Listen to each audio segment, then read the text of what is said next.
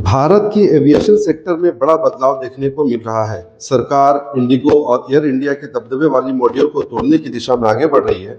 इसी कड़ी में संघ एयर, अल हिंद एयर और फ्लाई एक्सप्रेस को नागरिक उड्डयन मंत्रालय से नो ऑब्जेक्शन सर्टिफिकेट मिल चुका है।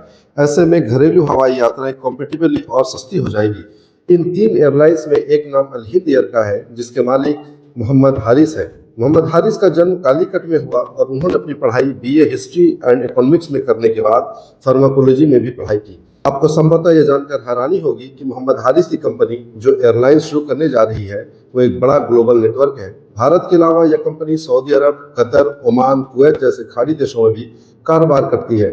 इस कंपनी का कुल टर्नओवर 20,000 करोड़ से ज्यादा का है। हारिस अभी अल हिंद ग्रुप ऑफ कंपनीज में डायरेक्टर और चेयरमैन लेवल के लीडर हैं। उन्होंने 1990 के दशक की शुरुआत में केरल में एक टिकटिंग और टूर ऑपरेटर कंपनी शुरू की, जिसका नाम अल हिंद रखा। यानी आज जो कंपनी हवाई जहाज उड़ाने जा रही है, वो कभी टिकटिंग और टूर कंपनीज थी।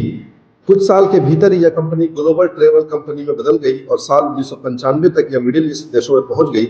मोहम्मद हारिस ने धीरे धीरे B2B बिजनेस शुरू किया और इसके लिए उन्होंने साल 2014 में अपना एक पोर्टल लॉन्च किया। इस पोर्टल पर फ्लाइट बुकिंग, होटल बुकिंग से लेकर वीजा सर्विसेज तक की सुविधाएं उपलब्ध थी। इसमें सफलता मिलने के बाद 6 साल के बाद 2020 में हारिस अल हिंद कंपनी ने फिनटेक ट्रेवल जैसी सुविधाएं देने के लिए धन हिंद यूटिलिटी प्राइवेट लिमिटेड नाम का प्लेटफॉर्म शुरू किया और अब यह 5 साल के बाद ये कंपनी एयरलाइंस की दुनिया में एंट्री कर रही है। फिलहाल इंडिगो एयरलाइंस की हिस्सेदारी घरेलू मार्केट में 64.2% है, जबकि एयर इंडिया की 27.3%। अगर दोनों को जोड़ दिया जाए तो तकरीबन 91.5% हो जाता है। तो कुल मिलाकर इन दोनों कंपनियों के पास ही 91% से ज्यादा की हिस्सेदारी एविएशन मार्केट में है।